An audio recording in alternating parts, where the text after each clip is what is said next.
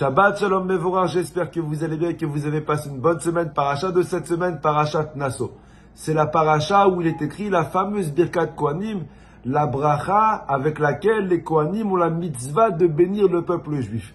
Akadosh Baruch Hu, il a dit à Aaron à Cohen, je vais te dire comment bénir le peuple juif, je vais te donner les mots avec lesquels tu vas les bénir, et ainsi tu vas les bénir. Ne fais pas de freelance, pas d'improvisation. Tu bénis les juifs avec les mots que je te dis. C'est quoi la bracha? La bracha, elle se décompose en 3 parties. Première partie, Yevarechecha Hashem veishmerecha. Que l'Éternel, il te bénit et il te protège. Rashi, il dit, ça fait allusion aux brachot matérielles. Deuxième partie, Yaher Hashem pana velecha vichuneka. Que l'Éternel éclaire son visage vers toi et qu'il te soit bienveillant.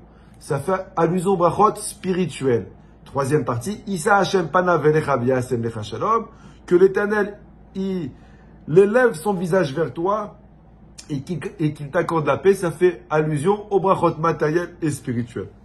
Et Akadosh Baruch Hu, il veut que les Kohanim, ils bénissent les Am Israël de cette façon. De brachot matérielles en première partie, de brachot spirituelles en deuxième partie, et la combinaison en troisième partie.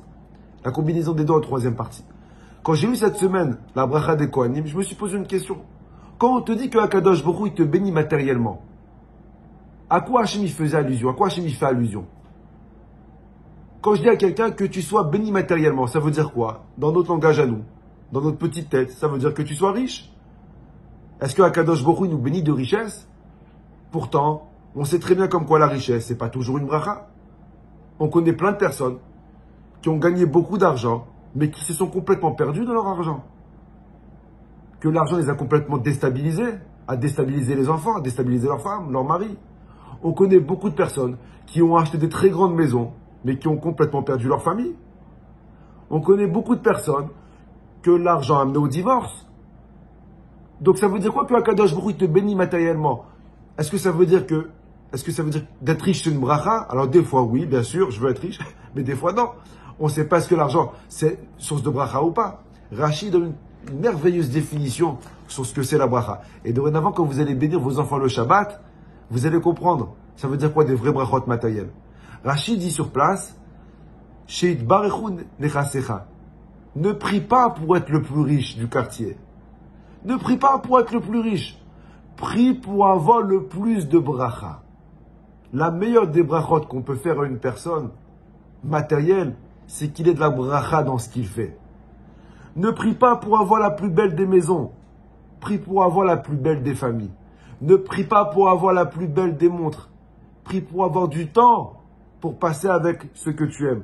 Ne prie pas pour avoir le plus grand mariage. Prie pour avoir le shalom bayit dans ton mariage. Ne prie pas d'avoir un garçon ou avoir une fille que si ta femme est enceinte. Prie pour que ton enfant il soit en bonne santé.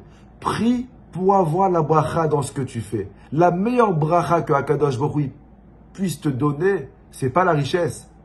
C'est avoir la bracha dans tout ce que tu fais. Et quand on dit Hashem veishmerecha, que Akadosh Baruch Hu te bénit et te protège, c'est allusion brachot matayel, ça veut dire que tu es la bracha dans tout ce que tu achètes, que tu es la bracha dans tout ce que tu entreprends, que tu es la bracha dans tout ce que tu fais. Celle-là, c'est la plus belle de brachot, pas la richesse. Bracha va'atzlacha, à vous et toute votre famille à la semaine prochaine.